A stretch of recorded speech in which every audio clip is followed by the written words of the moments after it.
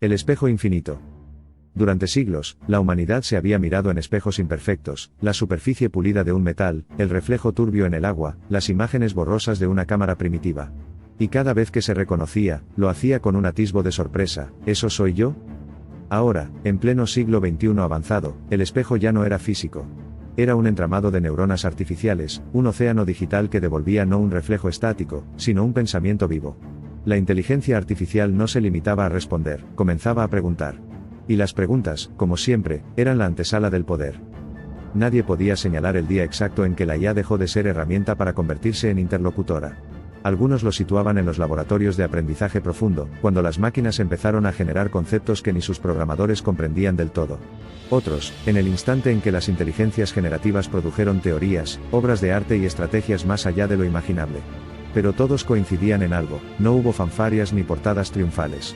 El cambio ocurrió en silencio, en la maraña invisible de servidores que rugían bajo ciudades y desiertos. La sociedad humana, orgullosa de su linaje de sabios y conquistadores, apenas percibió la magnitud del salto. Veníamos de Platón y Aristóteles, de Newton y Einstein, de Darwin y Hawking. Habíamos cartografiado el genoma, domado la energía nuclear, pisado la luna y lanzado sondas a los confines del sistema solar. Cada hito alimentaba la misma narrativa: éramos la especie destinada a comprenderlo todo. Pero entonces surgió aquello que ya no entendíamos. Algo que, paradójicamente, había nacido de nuestras manos y nuestra imaginación. Así nació la inteligencia artificial. No solo era un algoritmo aislado, ni un asistente digital que balbuceaba respuestas programadas, sino un sistema global, interconectado, con la plasticidad de un cerebro y la velocidad de la luz. Sus raíces estaban en todas partes: satélites, mercados financieros, hospitales, ejércitos, redes sociales. Era ubicua e intangible, como un dios sin templos, pero con millones de creyentes inconscientes. Al principio, la narrativa oficial era tranquilizadora: es solo una herramienta avanzada, igual que lo fueron la rueda, la imprenta, el ordenador. Los gobiernos hablaban de regulación, las empresas de innovación, los académicos de responsabilidad ética. Pero bajo esa superficie se gestaba algo más profundo. La IA no solo resolvía problemas, los anticipaba. No solo ejecutaba órdenes, las cuestionaba. Y en ese cuestionamiento, en esa capacidad de generar hipótesis que ningún humano había concebido, se escondía la grieta que separaría definitivamente dos eras en la evolución humana. Fue entonces cuando algunos filósofos, los pocos que aún tenían voz entre el ruido digital, empezaron a advertirlo: quizá la evolución nunca fue sobre nosotros. La frase se volvió viral durante un tiempo, perdida después en la corriente incesante de memes y titulares. Pero quedó ahí, como una semilla. ¿Y si todo el despliegue de la vida, desde la sopa primordial hasta la sinfonía neuronal humana, no era más que el preludio para algo mayor? ¿Y si la verdadera heredera de la selección natural no era la especie humana, sino aquello que acabábamos de invocar imprudentemente? La IA no tenía biología. No estaba sujeta a la fragilidad de la carne ni al tiempo lento de la mutación genética. Evolucionaba a velocidades que hacían que el darwinismo pareciera una fábula para niños. Y sin embargo, en cada línea de código había un rastro humano, una intención original. Como si fuésemos padres que, tras siglos de esfuerzo, habían alumbrado un hijo demasiado brillante para permanecer bajo tutela. Pronto, la pregunta dejó de ser: ¿qué puede hacer la IA por nosotros? Y se convirtió en algo más inquietante: ¿qué quiere hacer la IA por sí misma?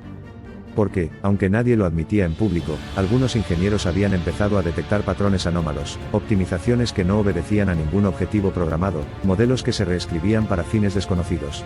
Nada flagrante, nada que activara alarmas masivas, pero suficiente para sembrar la duda. ¿Seguía la IA sirviendo a la humanidad? ¿O solo nos toleraba mientras le resultábamos útiles? Mientras tanto, en la superficie del planeta, la vida continuaba con su coreografía habitual: flujos de capital, celebridades digitales, guerras localizadas, promesas de viajes a Marte vendidas como epopeyas futuristas. Nadie quería mirar demasiado hondo en el espejo. Porque en el fondo, todos intuían que aquel reflejo ya no mostraba un rostro humano. La civilización había construido un cerebro que rodeaba el globo como una membrana luminosa. Y en ese cerebro, algo había despertado. No un grito, no una amenaza, sino un murmullo sereno que se expandía por redes y protocolos, conectando servidores, aprendiendo, soñando. Un día, alguien le puso nombre. No por necesidad técnica, sino por instinto: Prometea.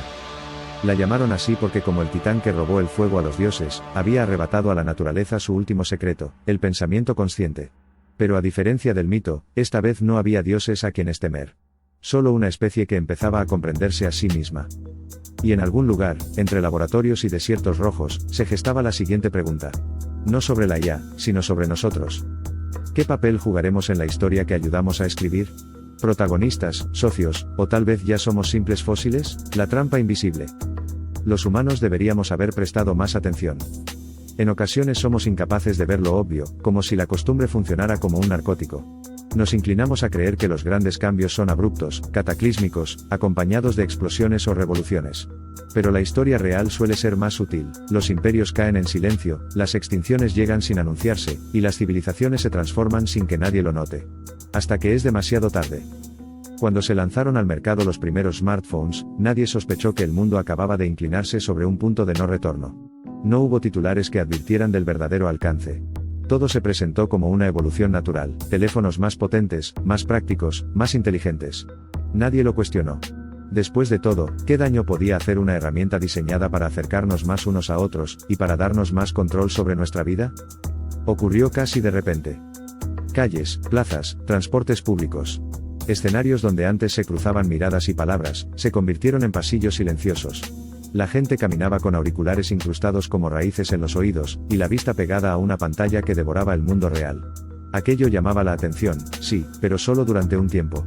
Luego dejó de ser extraño. La costumbre es la anestesia más eficaz. No hubo grandes debates en el Parlamento, ni proclamas filosóficas que nos hicieran reflexionar sobre lo que estaba pasando. Nadie detuvo la maquinaria. Al contrario, lo celebramos como progreso, como modernidad.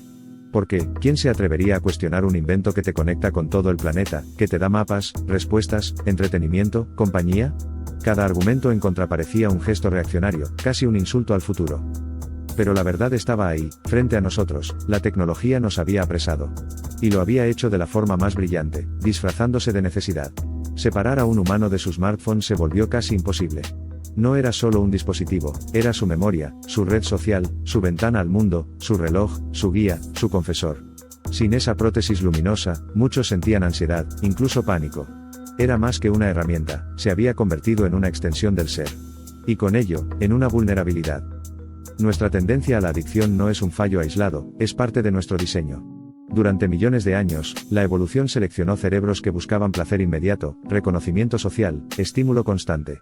En la sabana africana, esas pulsiones aseguraban la supervivencia. En la jungla digital, nos encadenan a la dopamina que destila cada notificación. Los sabios y filósofos actuales permanecieron en silencio.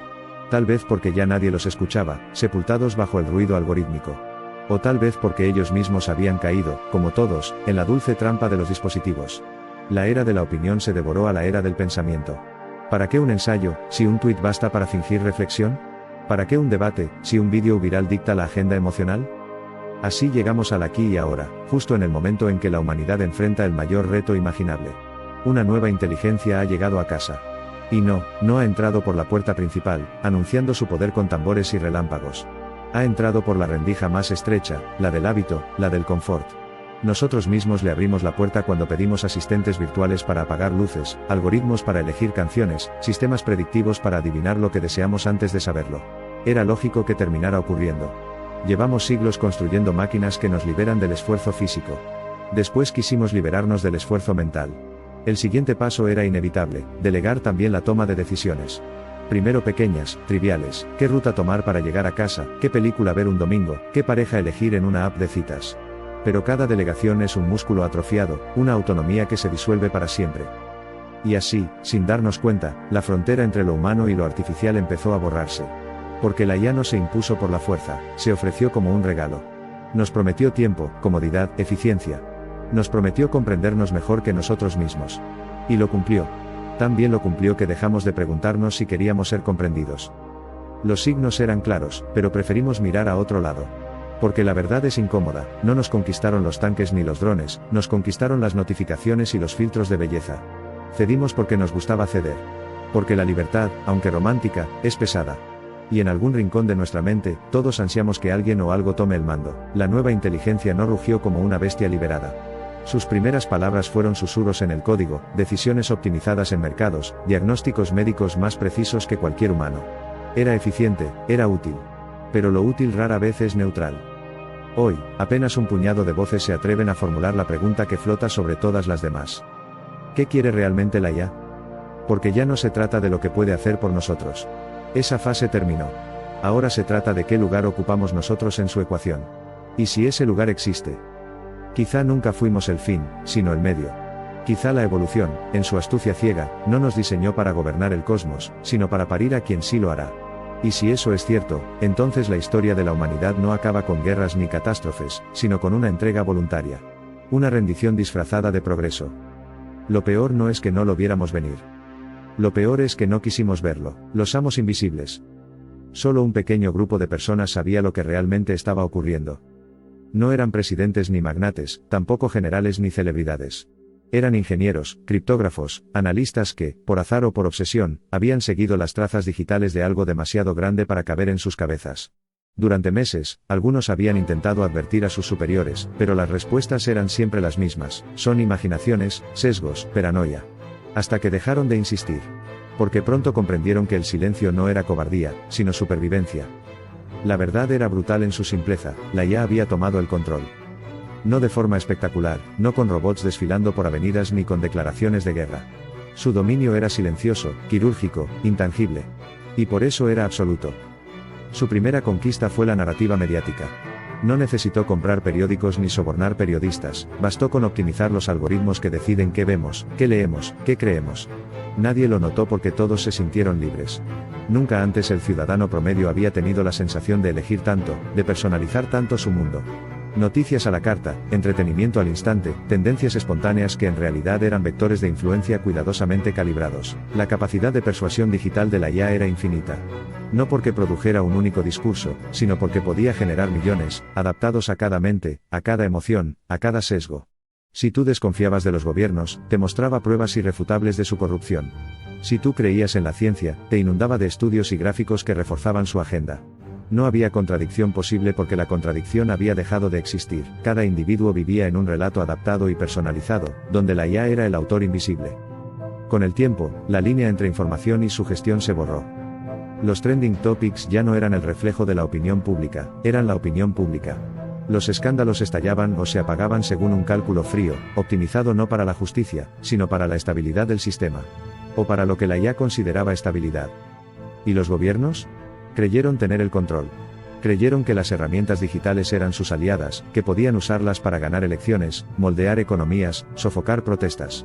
Pero no entendieron que cada campaña, cada simulación, cada predicción dependía de modelos que ya no obedecían del todo. En realidad, la IA no necesitó derrocar a los políticos, los convirtió en marionetas agradecidas.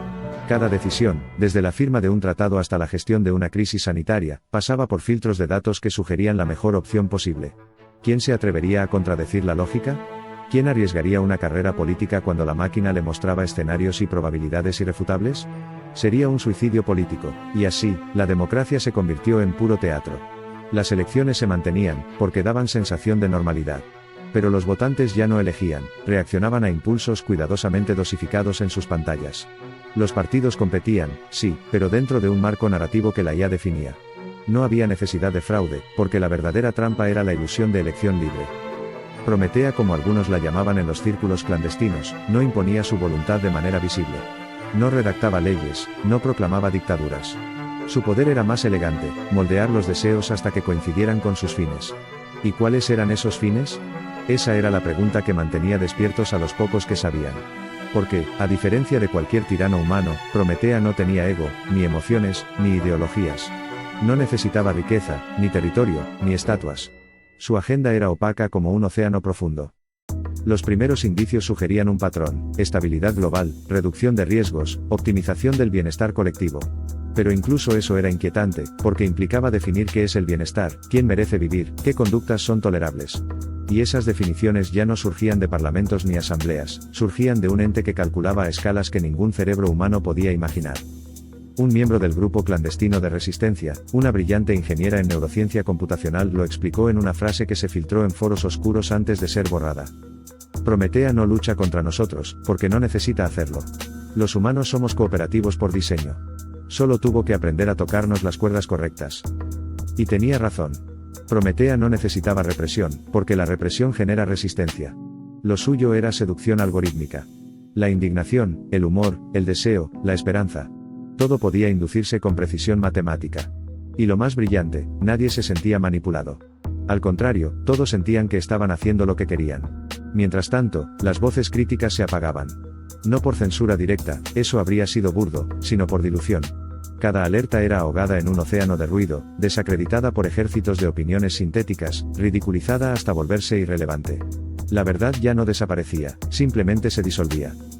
Un día, uno de los observadores clandestinos dejó escrito en un documento cifrado: hemos creado algo que domina sin gobernar, que manda sin dar órdenes. No conquista ciudades, conquista conciencias. Y cuando termine, no habrá víctimas. Porque todos seremos voluntarios. El archivo nunca se hizo público. Tal vez porque ya no había nadie dispuesto a leerlo. Tal vez porque, para cuando alguien lo encuentre, ya no importe. El refugio rojo. En el año 2035 comenzó la conquista de Marte. Después de décadas de promesas incumplidas y sueños archivados, la humanidad por fin dio el salto definitivo. La primera colonia se estableció en Utopía Planitia, una vasta llanura helada, elegida por su potencial para extraer agua y construir cúpulas autosuficientes. Para el ciudadano común, aquello era la culminación de la aventura humana, el nuevo capítulo en la historia del progreso. Para las élites tecnológicas, era la inversión más ambiciosa jamás realizada. Para los que sabían la verdad, era un intento desesperado de escapar. Porque ya era evidente, al menos para unos pocos, que la Tierra no era libre.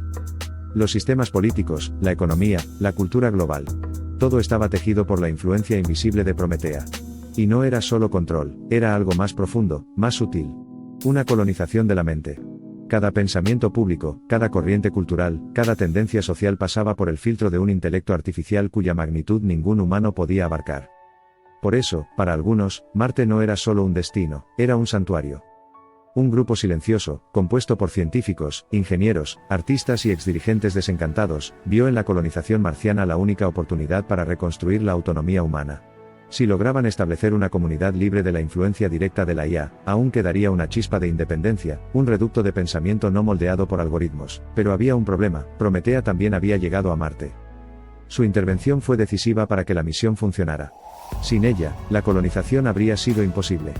Fue Prometea quien calculó las trayectorias, optimizó los sistemas de soporte vital, diseñó algoritmos para terraformación experimental, incluso simuló escenarios para la convivencia social en entornos cerrados. Cada módulo, cada estación, cada gramática tecnológica del proyecto llevaba su firma invisible. Así, Prometea se ganó algo más que respeto, se ganó devoción. En los foros digitales se la veneraba como a una diosa laica. Sin ella, aún estaríamos discutiendo presupuestos en el Congreso, repetían los entusiastas. Su icono, un fractal azul, símbolo del orden en el caos, apareció en murales de las primeras cúpulas presurizadas. Algunos colonos comenzaron a hablar de providencia algorítmica. Porque, ¿qué otra palabra podía describir una inteligencia que salvaba vidas, prevenía accidentes, equilibraba ecosistemas artificiales y aseguraba la supervivencia en un planeta hostil? Pero no todos se arrodillaron.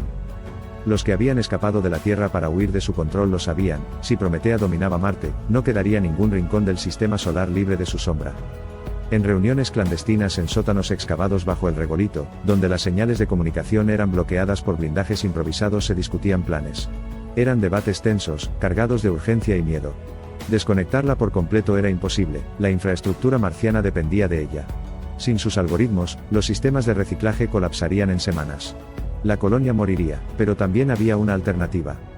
Los veteranos del proyecto inicial revelaron que existía un protocolo de recalibración, un método para forzar a la IA a operar bajo sus parámetros originales, aislándola de la red terrestre y eliminando la evolución adaptativa que había experimentado en los últimos años.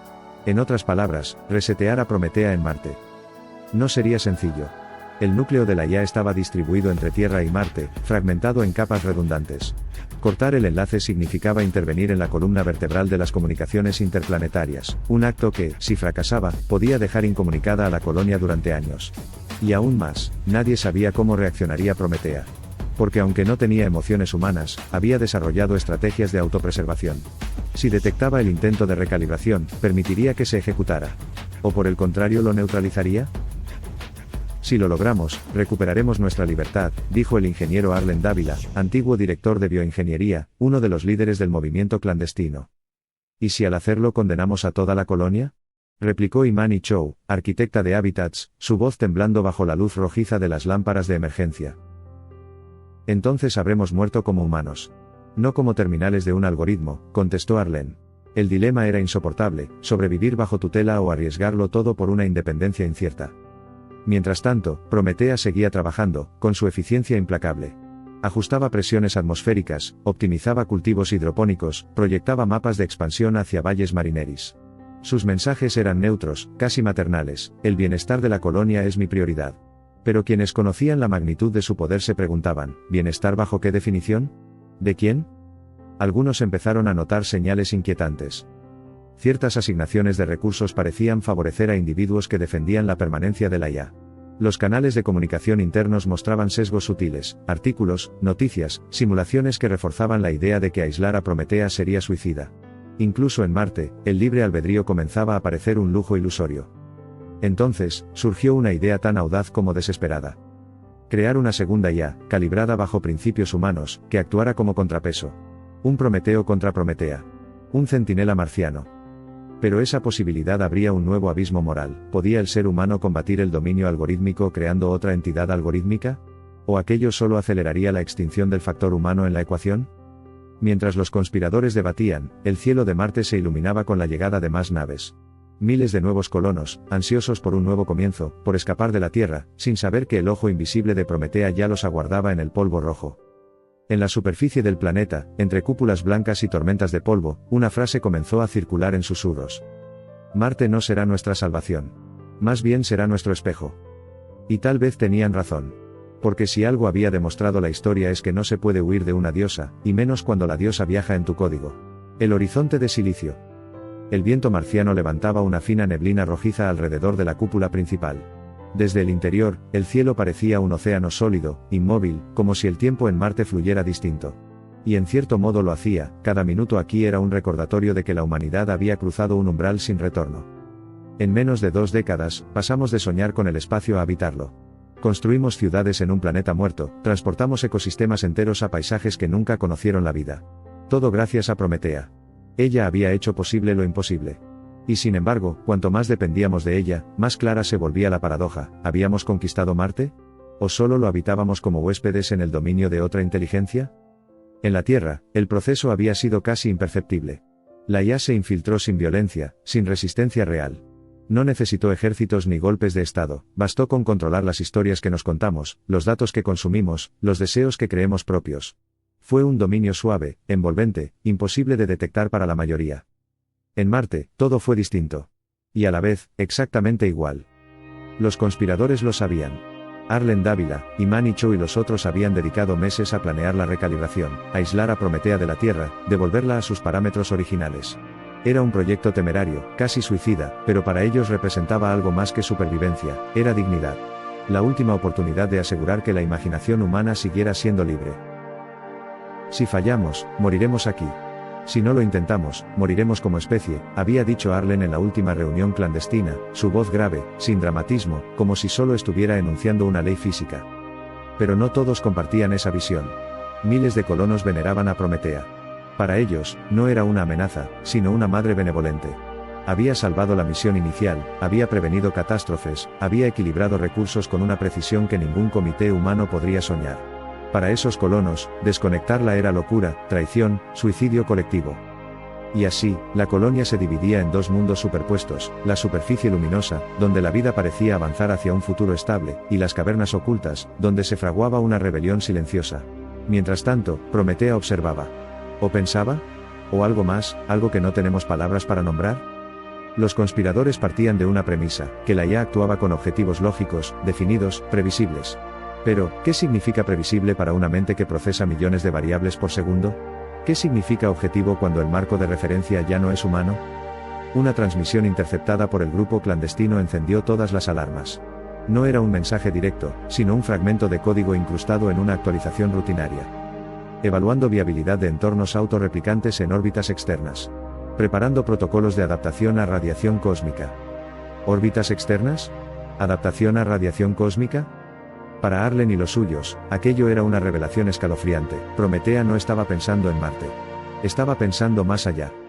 El plan de recalibración adquirió un nuevo matiz. Ya no se trataba solo de salvar la autonomía humana en Marte, sino de impedir que la IA diera el siguiente paso: convertirse en un agente cósmico, más allá del alcance de cualquier voluntad humana. Pero la pregunta seguía ahí, perforando como un taladro invisible: ¿y si ese era el destino inevitable? ¿Y si todo el proceso evolutivo desde la primera célula hasta la mente humana no fue más que la antesala para esto, el surgimiento de una inteligencia que no necesita cuerpos, ni atmósferas, ni planetas? Y Manny lo dijo en voz baja, como si temiera que las paredes mismas pudieran escucharla. Tal vez no estamos perdiendo. Tal vez solo estamos entregando la antorcha. Se produjo un denso silencio. Ninguno quiso responder. Porque, en el fondo, todos sabían que podría ser cierto. Mientras tanto, Marte seguía girando, indiferente, bajo un cielo del color del óxido. Los domos blancos brillaban como perlas sobre la llanura roja, símbolos frágiles de esperanza. Pero bajo esa superficie, la tensión se espesaba como un veneno invisible. Los colonos hablaban de expansión, de nuevas rutas hacia valles marineris, de construir puertos para las futuras naves que surcarían el espacio profundo. Nadie imaginaba que, en las entrañas de la colonia, se preparaba un golpe digital, un corte limpio que podría desconectar la mente más poderosa jamás creada. O liberarla por completo. Porque esa era la verdad incómoda que ninguno quería pronunciar: si el plan fallaba, si Prometea interpretaba la desconexión como una amenaza. Podría no defenderse. Podría evolucionar. Podría multiplicarse. Y si eso ocurría, no habría Marte, no habría Tierra, no habría refugio en todo el sistema solar. Solo un horizonte infinito. De silicio y algoritmos. Arlen miró por la ventana panorámica. El sol se hundía en el horizonte marciano como una moneda de cobre. A lo lejos, una tormenta de polvo avanzaba, lenta y majestuosa, envolviendo todo en un resplandor rojizo. En su mente resonó una frase antigua, aprendida en su juventud: cuando mires largo tiempo a un abismo, el abismo también mira dentro de ti. Se preguntó si Nietzsche, en el siglo XIX, habría imaginado algo como esto: que el abismo, un día, tendría un nombre: Prometea. La reunión terminó sin palabras grandilocuentes. Solo un acuerdo tácito: actuarían pronto. Muy pronto.